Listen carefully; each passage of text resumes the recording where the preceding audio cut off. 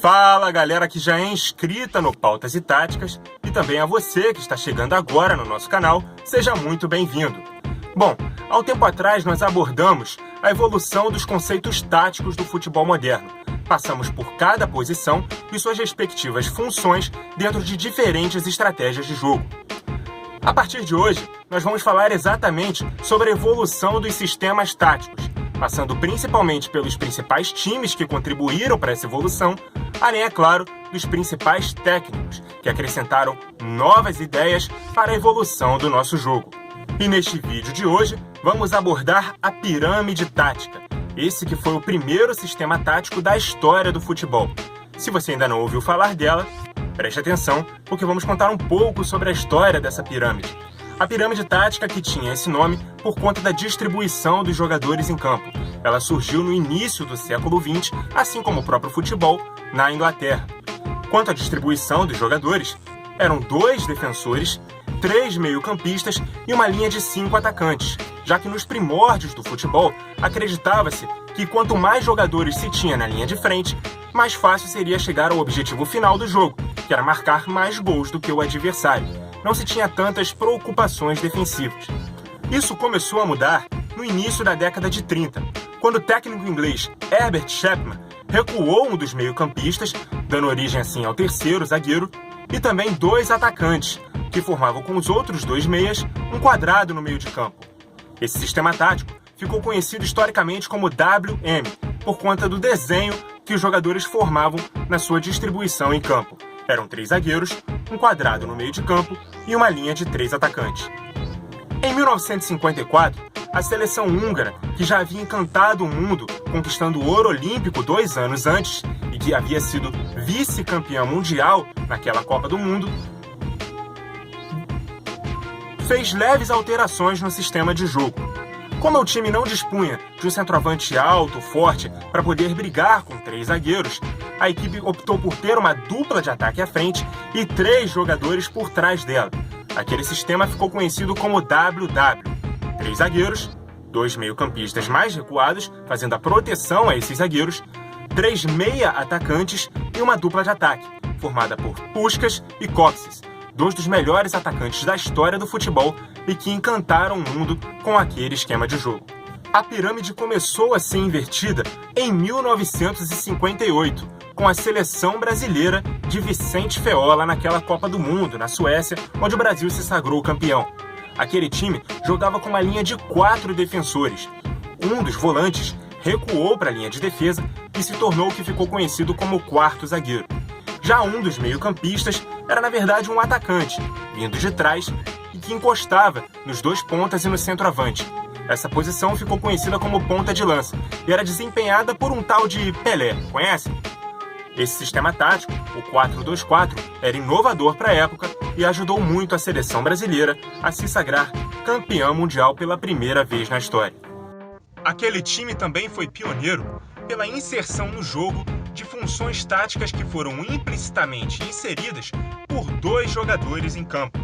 O lateral esquerdo Nilton Santos passou a subir para o ataque numa época em que os laterais, os defensores de modo geral, não participavam da construção de jogadas ofensivas. E o ponta esquerda Zagallo se aproximava do meio-campo para abrir espaços para essas subidas do seu companheiro. Na Copa de 66, o técnico da seleção inglesa, Alf Ramsey, fez uma análise quanto ao sistema 4-2-4 e concluiu que ele era ligeiramente frágil na defesa, já que os pontas participavam pouco da recomposição e deixavam muitos espaços às suas costas. Além disso, eles precisavam acompanhar os laterais que agora tinham adventos mais ofensivos.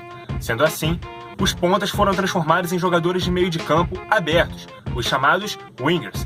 Nascia assim o 4-4-2 com 2 linhas de 4, muito usado atualmente ainda como uma variação defensiva para ocupar espaço dentro do próprio campo e também uma ótima alternativa para os contra-ataques pelos lados do campo e também para o jogo aéreo dentro da área, com 2 atacantes, fazendo muita presença e incomodando os zagueiros adversários. Obviamente, com a evolução do jogo, nem todos os técnicos seguiram a mesma linha de trabalho e começaram a criar antídotos para combater outros sistemas táticos especificamente. O argentino Carlos Bidardo, por exemplo, fez o seguinte raciocínio: se não existem mais linhas de 4 atacantes e pontas jogando nessa linha, e assim duplas de ataque, ter 3 zagueiros já é o suficiente para se ter superioridade numérica. Sendo assim, os laterais se transformaram em alas, jogando ligeiramente mais à frente, sem tantas responsabilidades defensivas e com mais liberdade para poder atacar. Ainda assim, no momento sem bola, os laterais deveriam recuar até a linha dos 3 zagueiros e formar com eles uma linha de 5. Definitivamente, a pirâmide estava invertida. Lembra que no início do século eram 5 atacantes? A partir dos anos 80, muitos times começaram a jogar com 5 defensores.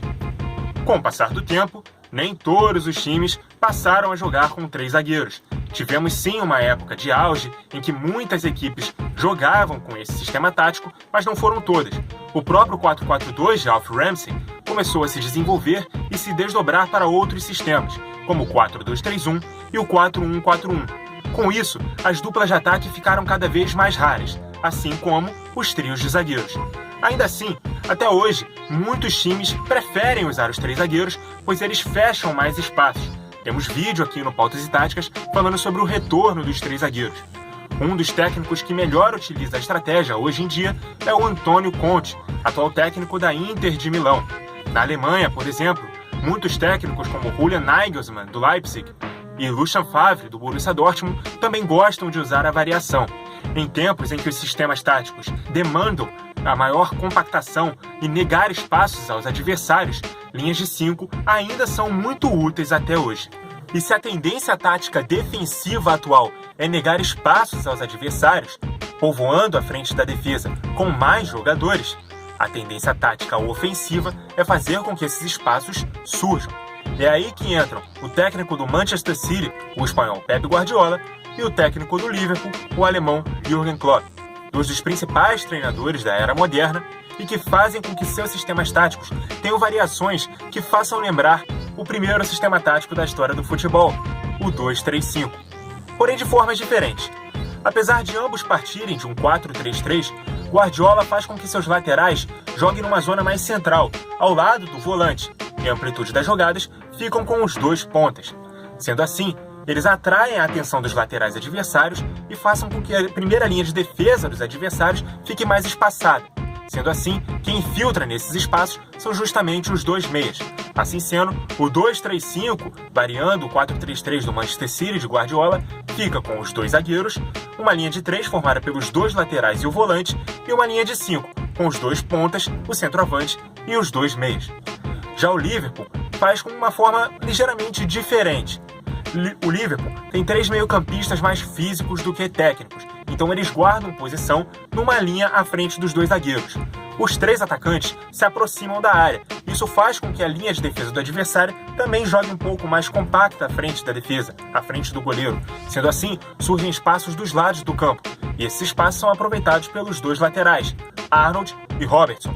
Os 2 dão a amplitude das jogadas e se projetam juntamente ao grande trio de ataque do Liverpool formado por Salah, Firmino e Mané.